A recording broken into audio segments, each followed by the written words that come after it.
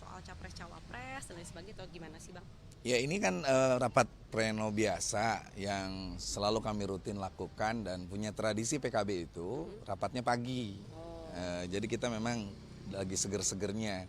Biasanya yang dibahas adalah tentang 3 prioritas kita. Pertama, target 100 kursi di DPR, lalu juga memenangkan pilkada dan tentu pilpres.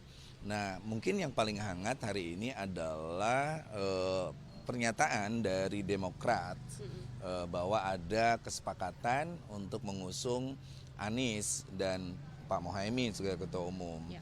Nah, seperti juga kita tahu bahwa seluruh perkembangan baik itu koalisi dengan Prabowo atau koalisi yang baru ini mungkin itu akan dilaporkan oleh ketum kepada partai. Nah, mekanismenya di sini. Jadi, ketum nanti akan melaporkan nih perkembangannya. Bagaimana hari ini perkembangan survei untuk caleg-caleg, bagaimana perkembangan calon-calon pilkada, termasuk perkembangan dalam pilpres ini. Jadi kita akan dengar nanti, lalu masukan-masukannya, karena 1 minggu ke belakang misalnya kita Dewan Suro pun sudah mendengarkan suara-suara. Ada 3 opsi suara. Opsi pertama misalnya, apakah kita masih tetap harus dengan Prabowo sementara 12 bulan berlalu tanpa 1 tahun kepastian. 18 hari gue hitungin. Oh, hitung ya, sama berarti kan. Nah, jadi kiai-kiai ini kita kehilangan momentum dong, Iya, Prabowo iya. Muhaimin gitu. Dari mulai Ramadan udah lewat, Idul Fitri udah lewat, Idul Adha udah lewat, Tahun Baru Islam udah lewat, lewat deh segalanya. Seperti itu. Lalu ada yang mengatakan, kenapa kita tidak dengan Ganjar aja? Nah, Ganjar sudah ngasih lovebird kayak gitu.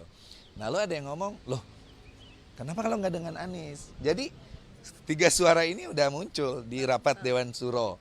Nah, baru kita sebenarnya akan mengadakan semacam muzakarah nasional untuk menentukan bagaimana. Tapi sekali lagi Ketua Umum selalu melaporkan seluruh perkembangan ini kepada partai. Nah, termasuk ke Dewan Suro. Kita akan terus mengkomunikasikan ini ke kiai-kiai di daerah-daerah seluruh Indonesia. Bang, saya mau konfirmasi. Saya dapat info bahwa di Dewan Syuro sendiri sebenarnya potensi Ganjar itu 50%, Bang. Lebih banyak yang memilih Ya, Pak Ganjar. jujur aja bahwa ketika itu sih apa namanya survei bohong-bohongan lah ya. Kayak milih siapa, milih siapa, milih siapa. Nah, itu yang menunjukkan potensi bahwa kenapa kita percaya diri untuk mengusung ketum, karena jawabannya sederhana banget. Semua partai membutuhkan Jawa Timur, semua partai membutuhkan NU. Jawa Timur dan NU hari ini yang paling representatif adalah Gus Mohaimin, gitu aja. Makanya kita pede aja. Kita kalau diakan Hayu, Prabowo kalau udah oke, siap.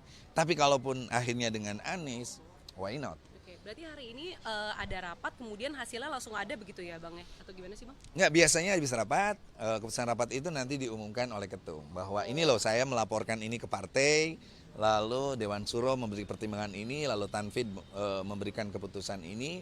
Setelah itu, lalu kita akan membawa ini ke forum yang lebih besar misalnya. Apakah mungkin ada deklarasi atau ada dan lain sebagainya.